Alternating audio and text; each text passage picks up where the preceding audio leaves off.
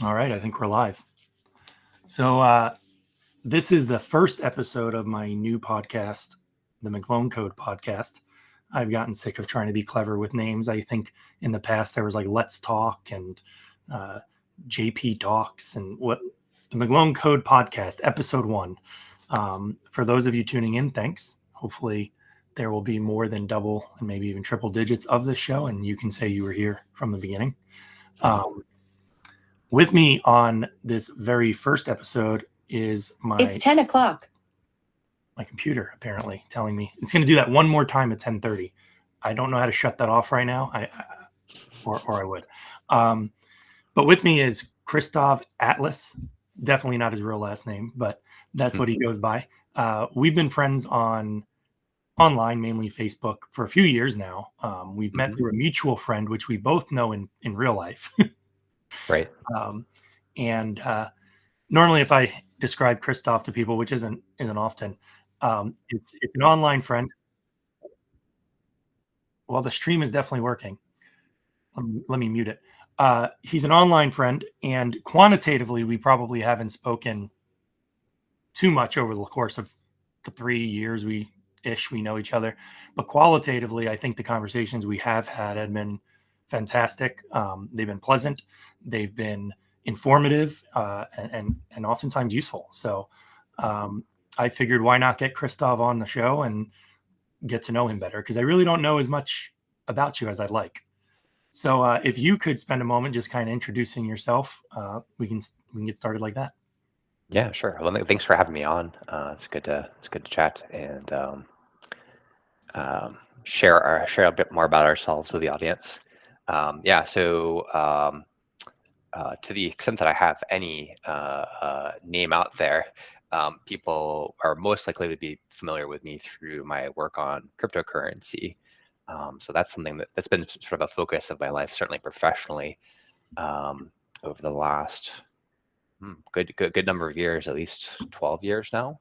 I got into crypto full time back in 2012. And you mentioned our mutual friend. I know him primarily through my interest in philosophy. So I think you and I probably have a lot of thought leaders or philosophers, or however you want to refer to these people, in sort of mutual interest. So that's another area that I've been really focused on over the last many years as an adult. Most important thing that I do is I'm a family man. You know, I have a wife and I have little kids, and that's been a big joy to pursue that. And so yeah, that's a little bit about my interests and background. Very cool. Yeah, we can get into all of that. There's no real structure in like uh, the questions that I'm going to ask. I have some fun questions, some hopefully deep, maybe personal. And if there's anything you don't want to answer, just say I'm not going to answer that. Sure. And so I'll structure it like this. I have these mix-in questions, and I'm going to start with one because they're kind of fun. And I stole a lot of these. I don't know if you ever watched Inside the Actor Studio.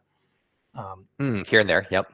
Yeah, he had a set of questions that he'd ask all the celebrities, and they had time to prepare for it. You didn't, but and I stole some of those, and then I got about 50 other questions that I can pick from. So I am going to start with some mix-in questions, and I'm going to do the very famous Inside the Actor Studio. What's your favorite word? Favorite word?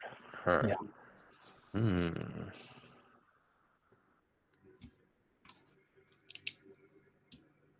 Oh, geez, I don't know if I have a favorite word. Is there a word that comes to mind when thinking about it?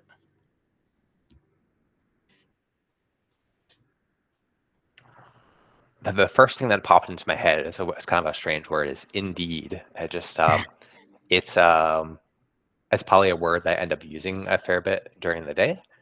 And to me, I kind of associate it with a degree of like formality, but not too much formality, affirmation of other people in conversation, and yeah, it's just like it's a word that I have really positive associations with. Yeah. Um, So you think like that's a like good like word? like moving the conversation forward and trying to build consensus with other people. So you think that's a good word? Indeed. And then, of course, what's your least favorite word? Least favorite. Right now it's mosquito because mosquitoes are terrorizing Texas right now. I'm with you. I've heard all the warnings. Like if you kill off all the mosquitoes, it would have all these unknown side effects. It would probably like destroy half of humanity. I think that's a risk worth taking. Right? I hate them. Um, so those would be fun, and we'll throw them in every 10, 20 minutes or whenever we want. Mhm. So let's just start kind of at the beginning. Like, can you tell us about your childhood and how it shaped who you are today? Yeah, sure. So originally I grew up in Massachusetts, and that's kind of it might be surprising to some people because now I live in Texas, so I kind of moved a long way, and I actually haven't been back to Massachusetts in quite a long time. Hmm. But yeah, so I grew up in Massachusetts and had a pretty typical Massachusetts sort of upbringing, um, which I would say was. Uh, Massachusetts is kind of a weird state, in that it was one of the first states of the United States Hmm. and of America, which I would actually draw a distinction between America and the United States, but um, and it's kind of ashamed of its own history, right? It has this incredible history of promoting liberty and being the first step and crossing the continent, but it's totally lost that spirit in most regards. And so I think a lot of cultural stuff tends to originate around from there. And I don't feel like a denizen of Massachusetts any longer, which is why I've kind of chosen to travel so far and sort of uproot and try to set down roots in a new place. Um, Other than that, there's a lot to say about my childhood. Not all of which would be good for public consumption, but yeah, I was an only child. I was Yeah. always really interested in computers from a young age. I was part of this generation of like, getting early access to computers. Not quite on like the um, like assembly code, like super early computing stuff. But I had a 486 back in the day at home, and I was learning on programming in MS DOS and BASIC and these kind of like early things. And so I've seen a lot of generations of technology, and that's been my professional passion and one of my main pursuits through that whole time is programming, and eventually got super interested in security and Hmm. that aspect of things. And indeed, that's how I've sort of focused my career over the last couple decades. So yeah, those are a few things about my childhood. Cool. And you two things you had mentioned. One, you said you differentiate between United States and America. Can Hmm. you can you unpack that a little bit? Yeah, the United States is a government, right? It's a body of people that I'm not I'm not in the club, right?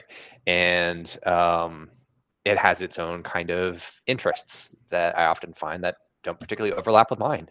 Um, and I think that a lot of those interests are pretty demented these days, Oh, to grow the size and the scope of the government as much as possible, both domestically and globally, to influence the culture here in many negative ways and abroad, to wage war on people where it's not necessary.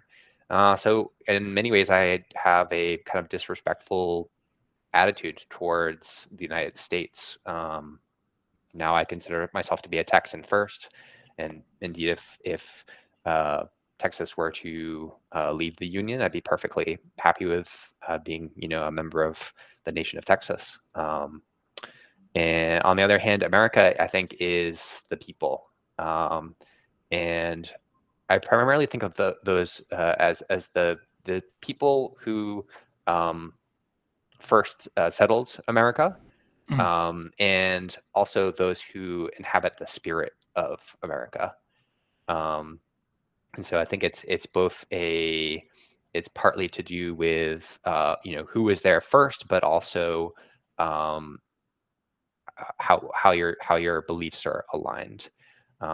And I think a lot of people who live within the boundaries of the United States are probably not rightly considered Americans by Mm. this definition, which is not the most common definition of using these words, but mentally that's sort of how I think about them.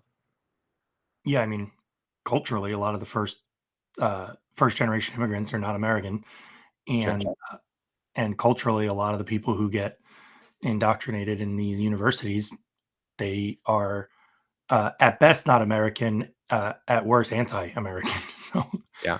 literally, In terms of my ancestors, they didn't come over to the United States until um, like the early 1900s, maybe a few of them in the very late 1800s. mm, They're really not part of that original group of settlers of America. But I do try to mm, live in accordance with the philosophy of America as best as I can. So, I mean, I think, by my own definition, I might not even be considered American per se, but I try to live that way, and I guess I try to live as a Texan as well as best as I can, only having been here for about 5 or so years. yeah, I mean, you're you're assimilated, and That's right. I'm trying. some people never do that. So, um, cool. I think this is a good follow up. Then, who had the most significant influence on you growing up? Growing up, well, of course, my parents. I think it's unless you're like adopted or in some other unusual circumstance, probably most people, your parents are the most influential. Um, I would say that I had so in my early adulthood, in let's say my early to mid 20s, mid 20s really, I had quite a change in my philosophical perspective on life, and so um, I can't say that there's a lot of people that I looked up to as a young person that carried over towards that second phase of life, which is good because it wasn't really the healthiest set of people that I would have looked up to at that time. Mhm. Okay.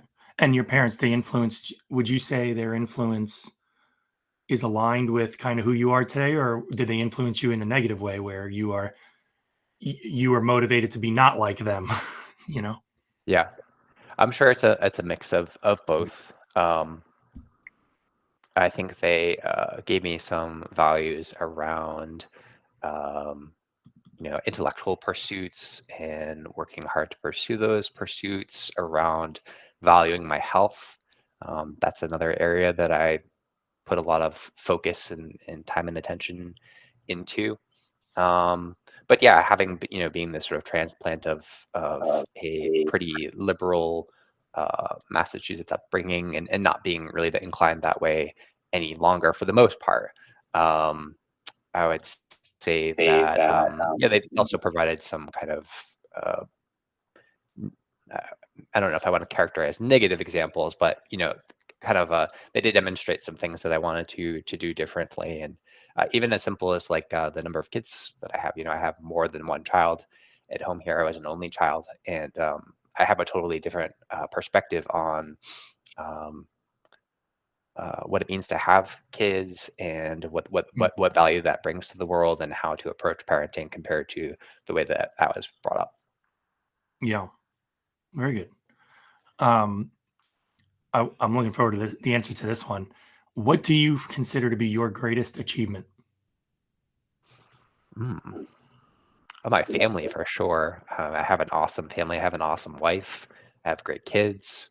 Um, and I think one of my most important responsibilities in life is to continue to raise great kids, and I hope that some of the deeds that I can take partial credit for will happen through my children. I think most of the people that I meet in life have pretty significant flaws, and so one of the most powerful possible things you can do is to raise amazing people and add them to the gene pool and put them into the world. And it's almost impossible to accomplish more than what you can potentially accomplish through your family. Um, and so I'm also proud of various accomplishments that I have in the professional realm, but also it's like unless you're some really great person in history, a good portion of what you accomplish as a man professionally is just providing for your family. And in my case, my wife stays at home with our kids, which is a huge blessing, and that's like a really important thing that I provide through my profession, not just the first order effects, but also like what that does for our household. Yeah. Um, and do you mind sharing, like, how old? I don't even know how old you are. In my late 30s. Late 30. Oh, there you go. Yeah. I will officially be in my late 30s this July. I'm turning 36. Hmm. Because 35 is what, like mid, right? Technically. Yes. So it seems like you're a little older than I am. Yeah, just a few. Must be why you're a little wiser than I am. All right, we're gonna throw in a mixing question because I really do like these. I don't like the way it's worded. So I'm gonna reword it. I can't think of a way to reword it. That's why. What turns you on creatively, spiritually, or emotionally? Hmm.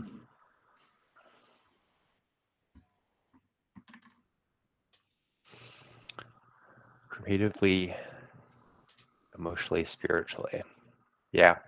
Um, I have freedom on my mind a lot. I think about my freedom. I think about other people's freedom.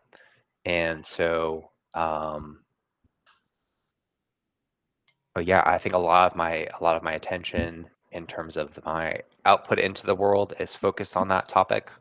Even just professionally, I have this very kind of like technical sort of job, but the reason why I'm called to do it is because of the goal of freedom. So I guess I'll talk briefly about cryptocurrency there, which is Sure.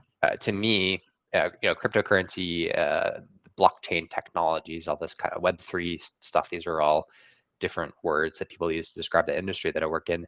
To me, it's about freedom, right? And that can be kind of a dirty word in some corners of the industry, but yeah, I mean, ideally, the best possible outcome for what my industry does is to take down central banking, right? I think that's one of the root evils in the world, and that's what initially got me really excited about focusing on this genre of technology. Um, so that's something that I continue to work towards. Um, and I've done that in a professional capacity, working for kind of crypto companies Mhm. over the years, but also like even spending a good amount of my free time. For years, I had started an organization called the Open Bitcoin Privacy Project. And what we were trying to accomplish there is to influence Bitcoin as a technology and try to push it in the direction of greater privacy, because the technology out of the box is not especially private. Do you have experience with Bitcoin and crypto stuff much? Yeah, I had like a Coinbase wallet back when Right. that was a thing, and now I just do it through Robinhood. Yes. Yeah. So I think your experience with crypto is a great example of um, the direction that we were trying to push crypto away from, right? Yeah. In a sense, right? So these custodians like Robinhood, uh, Coinbase are a super handy way for much of the world to acquire crypto. Um, and But the big challenge here is that they're totally linked into the existing financial system. So when you use these type of accounts, the custodians know all about you, and by extension, the IRS knows all about everything you're doing there, and probably many other parties as well. And so we have this kind of phrase in crypto, which is not your keys, not your coin, right? And the challenge here is that if we leave our coins on with these custodians, it's kind of up to them to not get hacked, to not go out of business, to not commit massive fraud. In the example of companies like FTX and so forth. Right. And so self custody was a really important part of the early ethos of Bitcoin and other Sounds like a cryptocurrencies. logical and necessary option to me. Right, right. Um, And so kind of out of the box, especially when you go through these routes of working with a custodian, opening one of these accounts, privacy is kind of limited here because the way that blockchain works is it's an open ledger, right? You can see the transfer of funds from account to account. And so once you kind of give some initial privacy away, it's very hard to get that back. In just the last few months, that actually has become many-fold more difficult as well, because the Department of Justice has been prosecuting software developers who provide privacy technologies and cryptocurrency, Hmm. putting people in jail, or bringing them under charges and so forth. And we're seeing similar prosecutions in other countries, like in the Netherlands, where they just sentence a software developer to a little bit over 5 years of prison for developing the software. Wild. Tornado Cash, it was called. So we're seeing pretty substantial assault on the tools that people need to improve their privacy in cryptocurrency, which is concerning. But yeah, so kind of getting back to the original question, um, freedom is something that I think a whole lot about, and try to spend a lot of time and focus on. I think Free- we have so many nice things that are given to us in the modern age, and some of those are really valuable things. The ability to live healthier and longer, and stuff like this. And a lot of it is useless distractions. Much of it is vice. yeah. um, but one of the areas that I think that we really need to work on and restore even grounds that we had previously gained is in the area of freedom, and making sure that we can continue to move society to the next stage. Whereas I see in many areas of society, we're actually regressing in freedom. Yeah. And freedom from what? Because I feel, and I'm going to preface this a little bit, even biblically, it's like you can't serve two masters, right? Sure. So which master are you trying to get freedom from, and which master are you trying to have the freedom to serve? Yeah, it's a great question. That's shifted a little bit over time. I think if we were to look at the greatest challenges to freedom, well, to be honest, the first one is within your own personal life. Freedom to well, I would say the freedom of children to be treated wonderfully by their parents, and to be raised in happy childhood, and to prosper and go to adulthood sort of full speed, um, which was not necessarily my experience. I had to do a lot of work myself as a young adult, trying to kind of regain some ground there, um, and wasted some time on that. So that's one aspect. But in freedom to have great personal relationships, and um, to live with integrity, and to hold the people in your life to a high standard as well.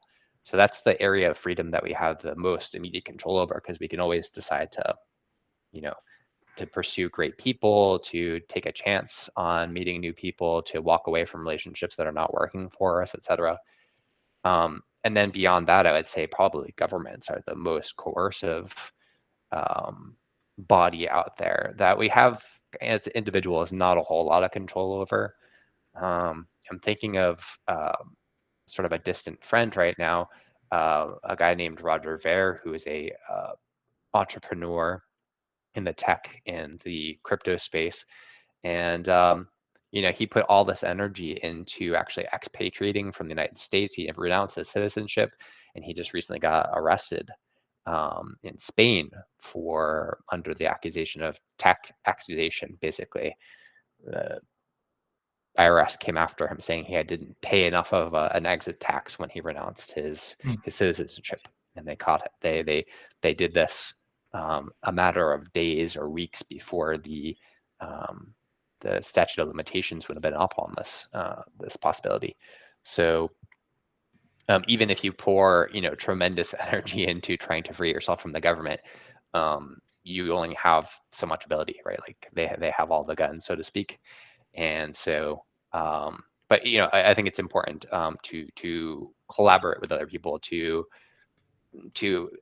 try to influence society and push in the direction of greater freedom from government if possible. Yeah.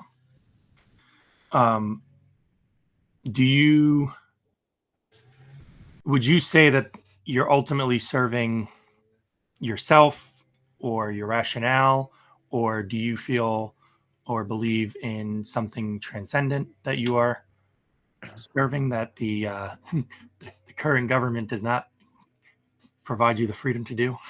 Yeah, I would say in a way I try to serve philosophy. I try to serve what I know to be good and just in the world, and I try to align around that.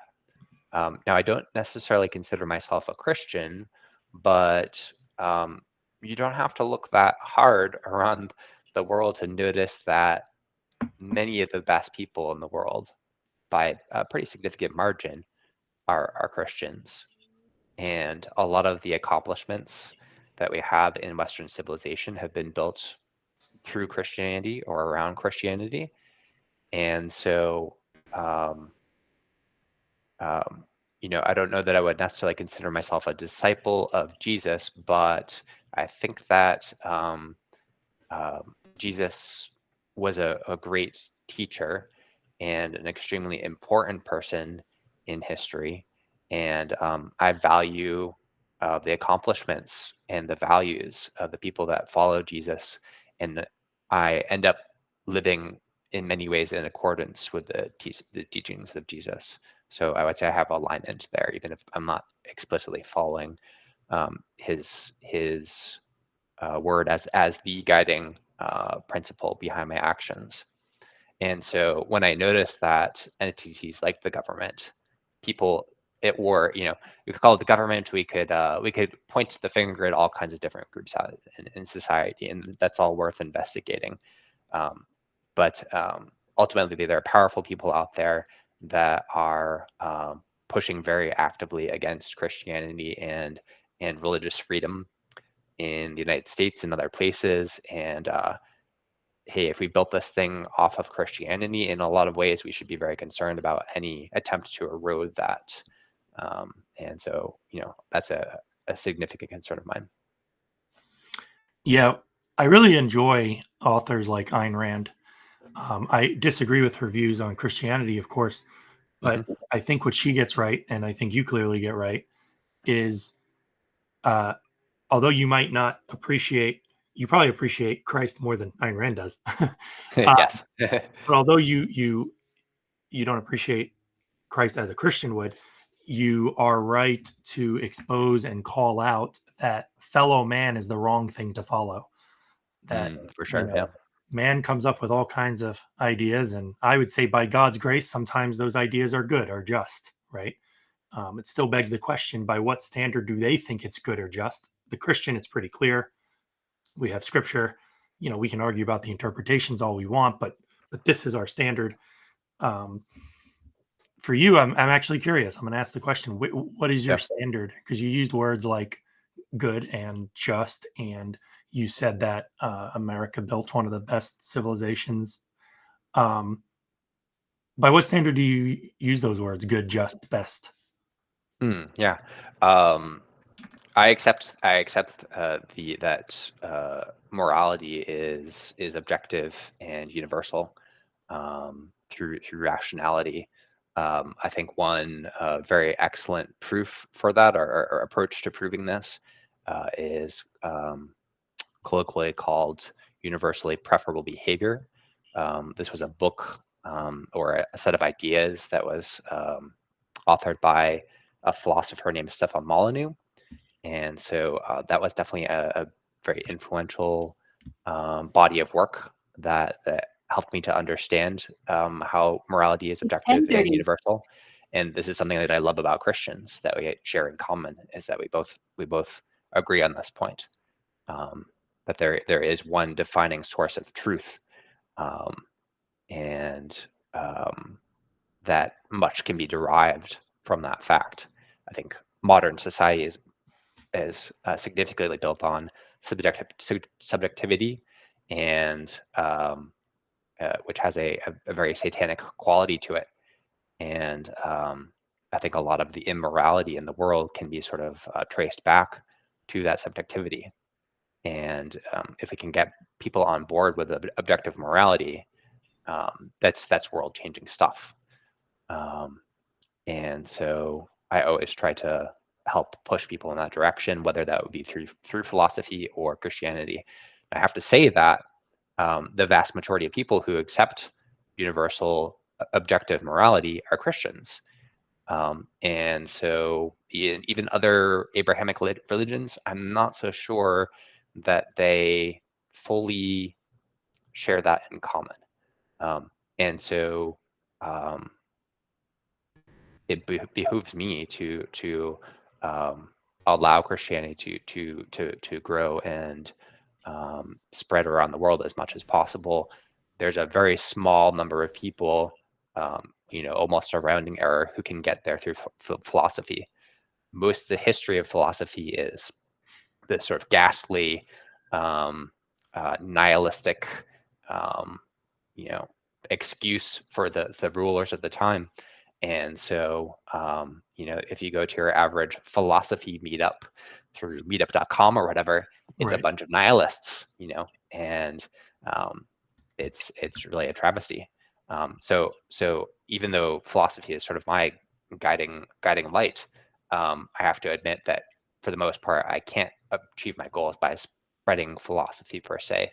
That Christianity would be one of the main ways to get closer to that objective. Yeah. Um, yeah, I remember kind of my journey to uh, Christianity. One of my steps was arguing with other atheists on whether or not there was objective morality. And I Right. thought for sure there must be, because in order for us to act like we share any of this, it must be true in the same ways for you as it is for me. And I got to the point where I figured if it's not objective, I don't know a single person who doesn't act as though it's objective. We all Yeah. act like it's objective, even if it isn't. So, Oh, uh, absolutely. It's it. Yeah. It's a deeply uh, contradictory yeah, um, set of principles to try to live off of. No one lives according to any kind of sincere agnosticism or subjectivity, right? When it comes to people's stuff and their own petty interests in life, all of a sudden things start to get a lot more objective for them. oh yeah, oh yeah, very quickly. Um, so we're about halfway through, and I realized I'm gonna have to set up my Rumble Studio better next time, because Twitch and I think YouTube went to my test accounts instead of my real accounts. No big deal. Rumble's the core spot. It's going to the right place there. So, but for those of you who might be listening on Rumble, because it says there's 4 people, I'm probably one of them. If you log in, there's a live chat on the right. Please give some feedback, your thoughts. Just say hi. If you want to ask a question, I will try to carve out a little bit of time before we wrap up here. We're going to wrap up in about 25 minutes. So, and we'll try to answer the question. We'll try to get Kristov to answer the question. So yeah, feel free to do that, my few live listeners. So going back to the questions, here's one. What profession other than your own would you like to attempt? Hmm. One of my Uh, hobbies is reading. Oh, go ahead. I was just going to say keep it PG-13, Kristov. Thank you. Okay. One of my hobbies is reading prepper novels. It's just it's a fun genre to read, and so one day when I'm old and I retire, I think it would be fun to write these kind of novels. I'd like to travel around America and experience more of the states that I haven't been to already, and I think it would be so fun to kind of write some Did fiction you? in I'm the sorry. settings Did you say prepper like prepper, like preparation? survivalist Okay. stuff. Okay. Gotcha.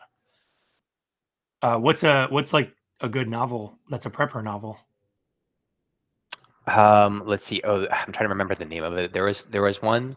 Um, there was sort of a famous one. I might have to look up the title and share it with you afterwards. But Okay. there's one particularly well-known novel that was written about like an EMP scenario, and actually the foreword to the novel was written by a politician, Patrick Buchanan, and sort of inspired by this congressional testimony that came out a couple of decades ago, looking into what would happen if EMPs went off like that. So I like the kind of the hyper realistic stuff.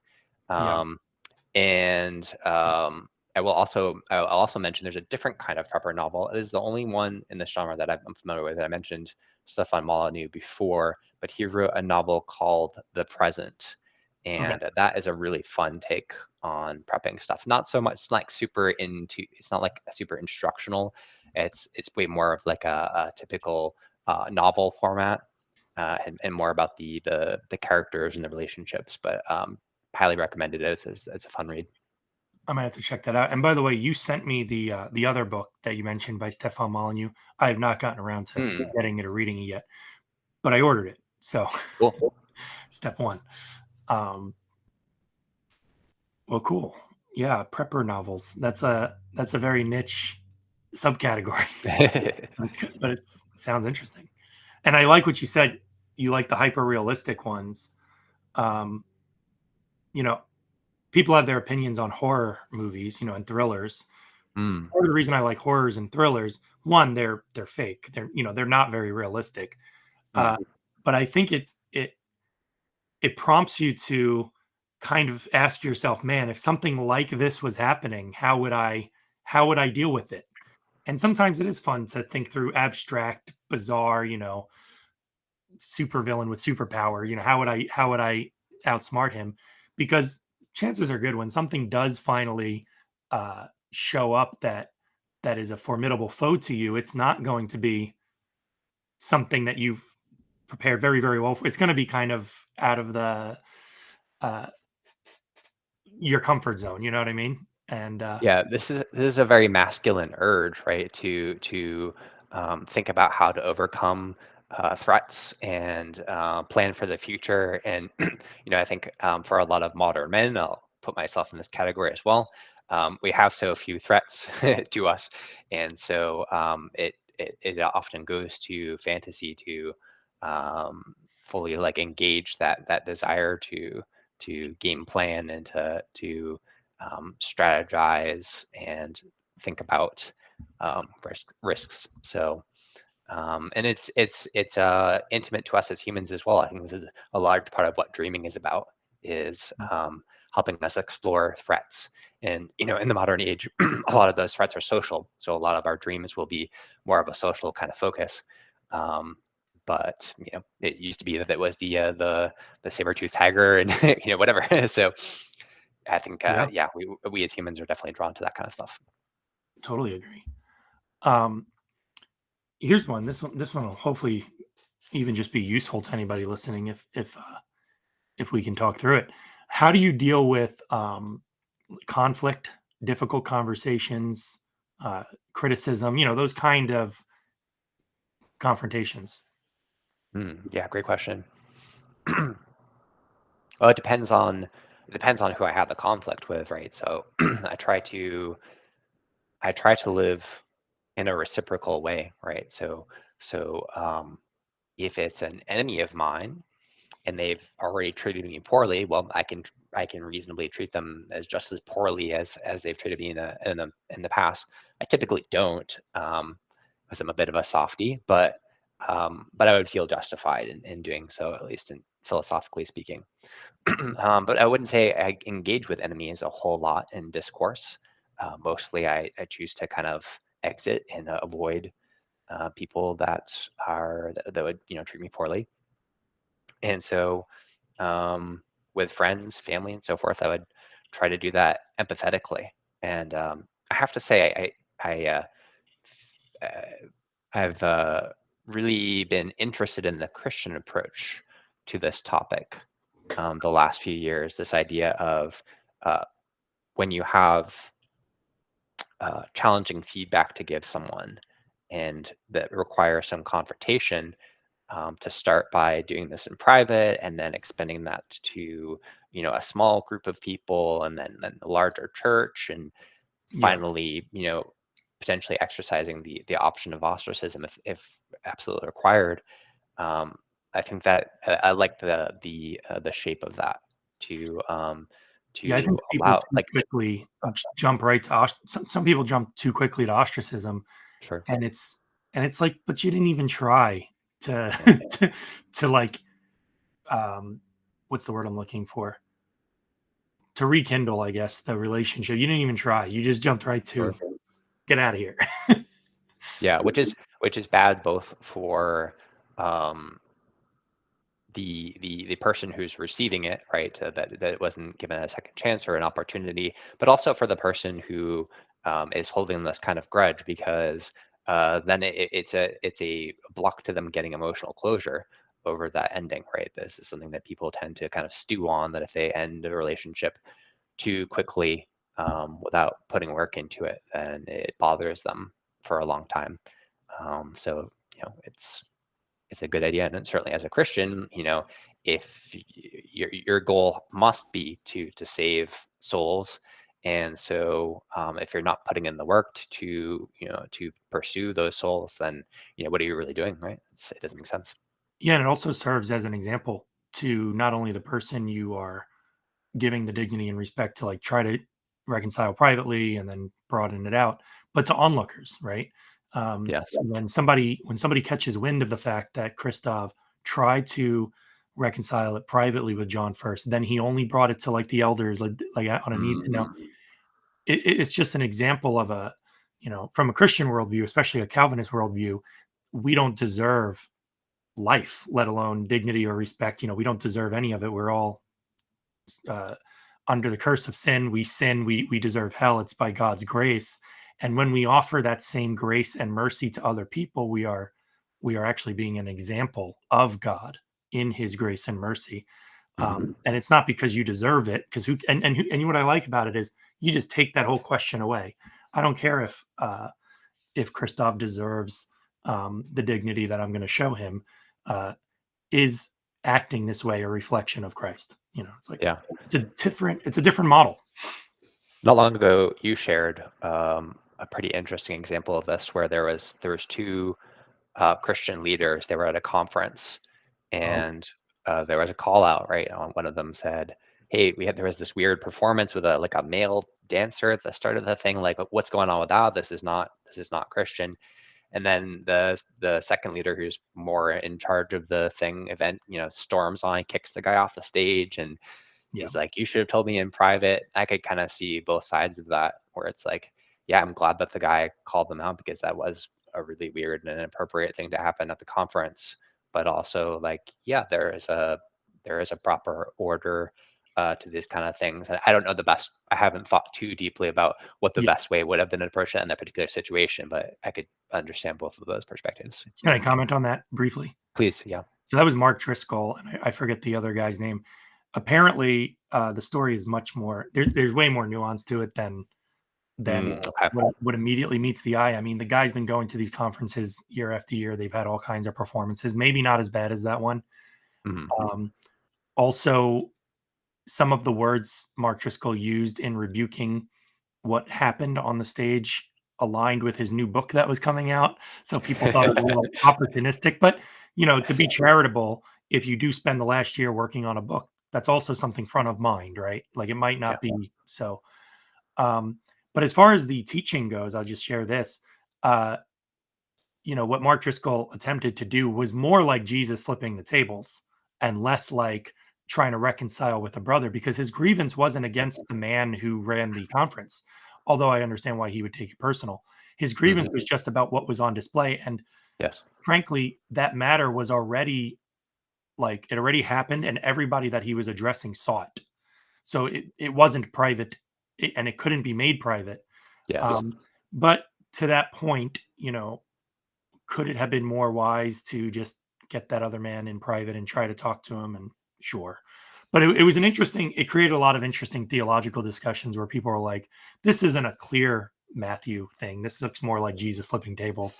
Yeah. So, I think we all have a sense too that it's why we're drawn to this particular event is because it's emblematic of a greater struggle in society, right? That it yeah. wasn't this one particular thing that mattered so much, but it's like, um, yeah, like how are Christians going to handle living in a anti-Christian society now that things have shifted to this degree? Are they going to go quietly into the night? Are they going to push back? I say push back, right?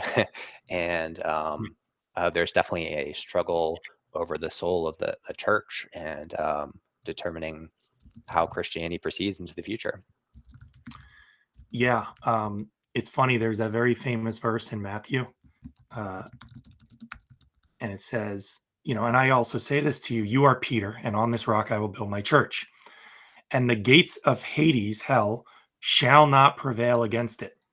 And I love that verse because gates, the gates shall not prevail. Well, you have one of two options. Either the gates are attacking, which doesn't make sense because that's Yeah. not what gates do. They stand firm. So what does it mean for a gate not to prevail? Well, it means the gates are being attacked, right? Mm, So I yeah. think what's being said here is that the church is a very active body, and the gates of hell will not prevail. It'll fall to the very active push from the church. But so many of the church is very passive. And man, we could do a whole podcast on that, which would be fun for me. um, but yeah, it's amazing. We do have a lot of agreement, I think, in personality and in general, kind of what should be permissible and what shouldn't. Mhm. Um, we live in strange times where things that would be permissible for men 50 years ago, let alone 100 years ago, we basically say they're not anymore. Right.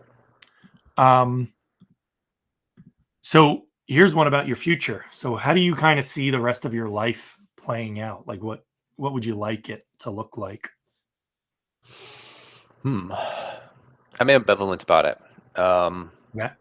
Part of it, what would be sort of nicest and most enjoyable would be to live in a time of peace and, raise my family and become a grandparent and, just create the tribe that I want. And that would be a good thing. So if that comes to pass, then I won't have any complaints about that. But there's also this saying that's like, something to the effect of, if there must be war, let it come in my time rather than in my children's time, right? And I think a lot of us have this feeling that things are not all right, and something needs to change, um, and that something is going to break in the world in the not too distant future. And so there's also the sense of like, "Oh, let's just get this over with," right? Let's get on with it. Um, and that's also, kind of a dangerous feeling though, because when you have that feeling of where you've like lost hope for peaceful resolution, that makes you more predisposed towards aggression, and it can be kind of a self-fulfilling prophecy. Right. Um, now, I don't imagine that I have a lot of control over these massive levers of society in terms of how that plays out. But yeah, I'm ambivalent about it. One path I think is the happy, peaceful path, and I think even in that case, I think it's like, okay, if something doesn't break here, well, we're gonna kind of have to grind through this kind of slow collapse thing in terms of civilization. And so a lot of the focus will have to go, unfortunately, into managing that for my family and for the future generations. And wouldn't it be nice if we could just focus on prosperity? That would be great. But I don't think that's in the cards, regardless of how things turns out. There's going to be the slow grind, or there's going to be some kind of major event that has to be confronted. I don't know what sort of part I would play in that. Again, I think you mentioned before, like you asked me about what motivates me. I think about freedom. I'm not going to be Braveheart, running through the fields with a hatchet or something like that. But I think we can get you I need to grow the beard out first. But yeah, maybe my part would be something more aligned with what I'm currently doing. That maybe the technology can be sort of leveraged to improve freedom in those circumstances. But who knows? Yeah, something you said reminds me of what I've heard Vivek Ramaswamy say over and over and over again, which is if you tell people they can't speak, well, then they scream, and if you tell people they can't scream, well, then they tear things down. So, and that's his case for why free speech is it's a precondition for peace. Yeah. So I like how kind of even his quote ties in freedom of speech in this regard, which I think you would agree is freedom of speech is freedom of thought. Yeah. We're not talking about freedom to threaten people with their lives. We're saying you're free to express any opinion, no matter how heinous it is. Even the opinion that I think, so and so should be dead. That's an opinion. The Sure. minute you are threatening them, I get why we might neutralize that guy. Which leads me to my next question. If the election was today in the United States for president of the United States, who would you vote for? I don't know if I would vote. Okay. Part of my objection to voting as an individual is just statistical, right? So you spend some time kind of standing in this sweaty line with other people to go vote, and the chance that your vote would actually change the outcome of the election is just vanishingly small. So I'm typically not even inclined to go and do that necessarily. But if I were to talk about how I influence other voters, that's something you can do where you could start to reasonably have some chance of influencing things, primarily at the local level. But let's talk about the president, because it's fun to talk about, right? I think I think about the crypto case here.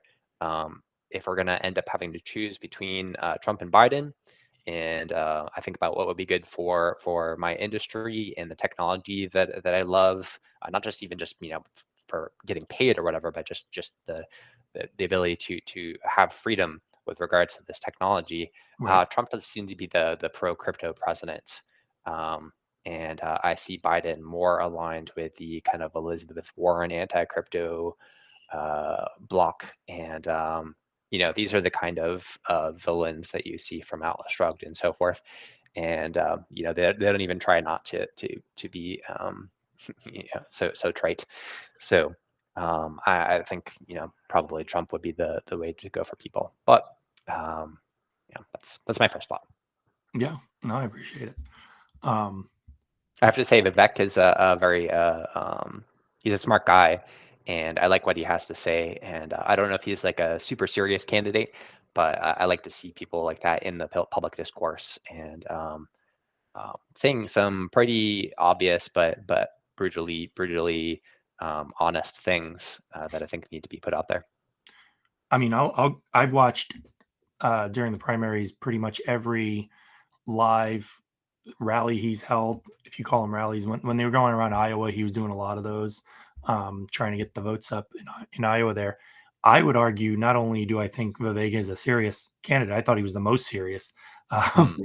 And I get why it might not come off that way, because he's just somewhat out of left field, but we were ready if the primaries made it to Virginia and Vivek was still running his campaign, we were ready to vote for him. That's Sure. how, but I have nothing against Trump. I take that back. I have some things against Trump, but I'm happy to vote for him in November as well. I really hope he picks Vivek as the VP, though, for no other reason than he really needs to consider if they get rid of Trump or if Trump just dies of some old age problem, somebody else is going to become president.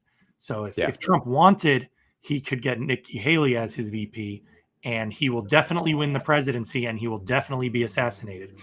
Right. So, but if he picks Vivek, they're going to think twice about that hitman. So, one thing I'll say about Trump is, he had a shot and he didn't take it, right? And so we don't know why that is, right? Like maybe his family was being threatened, and he's a powerful person, but the president is not the most powerful person in the world by a long shot. No, but he exposed that for us, right? But I mean, I think from my opinion is, I'm a kind of a libertarian, anarchist-minded person, and so for me, Trump was like, okay, could anything be accomplished in politics realistically? I don't think so, but here, right? Like, he's a billionaire. He's got this huge cachet following from the outside of politics, and like he's not beholden to all these special interests for a variety of reasons. He might be beholden to a few of them, but not all of the ones that the other politicians are. And so he was kind of like the best case scenario for doing something radically different from what's been done by presidents in the last several decades, which are all the same kind of stuff. There's been like a little bit of difference here and there, but it's mostly rearranging the deck chairs on the Titanic. And so he had the best possible scenario that he could think to set up someone to accomplish something, and he didn't. It was not substantially different. The main thing I would give him credit for is avoiding starting new wars, which is great, but it hasn't fundamentally changed anything about the United States and the military and the relationship that it has to the rest of the world. So that effect was not lasting. So I think he had a shot, and so giving him a second shot and hoping that something would be wildly different the second time, I don't see it, and so it doesn't matter to me too much what happens with the election. I'm hopeful things will be different, only because, not that this is an excuse, but that first time around, it's not that he failed to do things for lack of trying. He had the entire world government against him, and he got some things done, but a lot of effort minus a lot of sabotage looks on par with everybody else, right? Right. But we'll see, and then hopefully he picks a much better, I would say, more extreme cabinet this time around. But we'll see. Yeah, if he gets in, the best thing he could possibly do is just clean house, and Oh yeah, we'll see. Yeah, we'll see. Well, I know we've only got a few minutes left, and I think I told you we would do Q&A if there was any. There aren't. Partially, that's my fault. I think if I was streaming to YouTube, some people would have, because I have some followers on, more than 100 at least on there. But I accidentally streamed to the wrong YouTube channel. Sorry, guys. So I have a bunch of speed round questions. Great. And they're just kind of like Spitfire, right? Yes. Whatever comes to mind. What is your most favorite movie of all time? Favorite movie? Matrix. Matrix. Okay. That's a good one. If you could have any superpower, what would it be? Matrix? No. The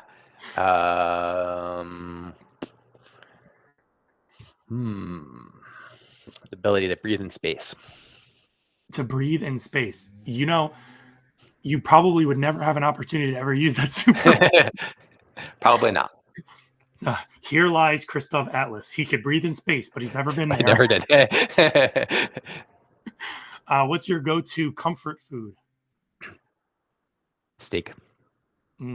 Yeah, I love me a good ribeye. If you could travel anywhere in the world right now, where would you go?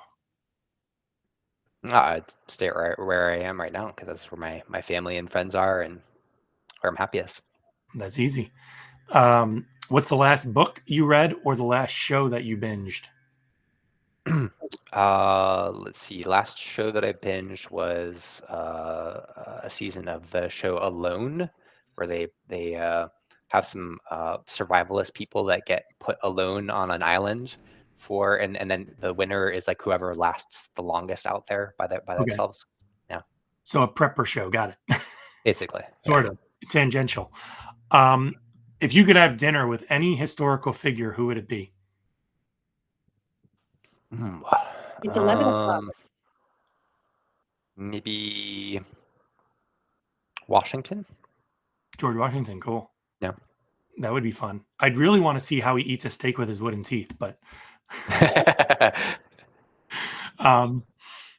what's your favorite hobby or pastime? Weightlifting. Oh, okay. Do you lift like multiple times a week? Mm-hmm. Very cool. Huh. I didn't take you to be like a lifter. I don't know why. You hide it well. That's not necessarily a good thing. That's a compliment or not. What's the most unusual job you've ever had? Unusual? I wouldn't say I've had any super unusual jobs. I had one really crummy job as working at an engine factory as an intern one summer. Oh, what is it? An engine factory. Basically, Okay. it was a reseller of engines, mostly boat engines. And what department were you in? All of it, whatever was the least pleasant work to do. Okay. You were the gopher. Got it. Yeah. Go for this. Go for that. Do you have any hidden talents or surprising skills? I haven't exercised the skill in a long time, but when I was young, I played the violin for many years. So Oh, cool. I was actually pretty good at that. Nice. You should. I would encourage you to pick that back up. It's a pleasant thing to be able to play music. Yes, I enjoy it. I know I've even watched some of Ben Shapiro's violin playing as early as when he was like 8 or 10. There's a video of him out as a kid playing violin. He's good. Yeah, he's very good. And then the last one on my list, what's your favorite way to spend a lazy Sunday? Just hanging at home with the family. Yeah, just enjoying their company, reading books, and I've got little kids, so we do a lot of reading of books and just playing at home. Nice. Yeah, I'm your kids are older than my one son. We got one on the way. Mm-hmm. But I'm looking forward to when they can actually understand what I'm reading, what I'm reading to them. Right. Sounds you make it sound so enjoyable. So, well, cool. I think this went pretty well. I feel like I learned some things about you, crypto, weightlifting, things that don't normally go together. Maybe I'm wrong. Yeah. And I hope whoever watches this, they found it interesting too. I'd really appreciate some feedback. Actually, if you have any feedback for me in the moment right now, could you share any? Yeah, I thought it was great. Great questions, thought provoking. Cool. I love the exchange. I like talking about the biblical passages that you mentioned and the Christian community and thinking about how to regulate behavior in that group. I think that's a really interesting topic. So thank you so much for bringing me on to talk about all that. Yeah, well, thanks for coming on. And I'm going to end the stream and we can debrief. But to the audience, adios. See ya.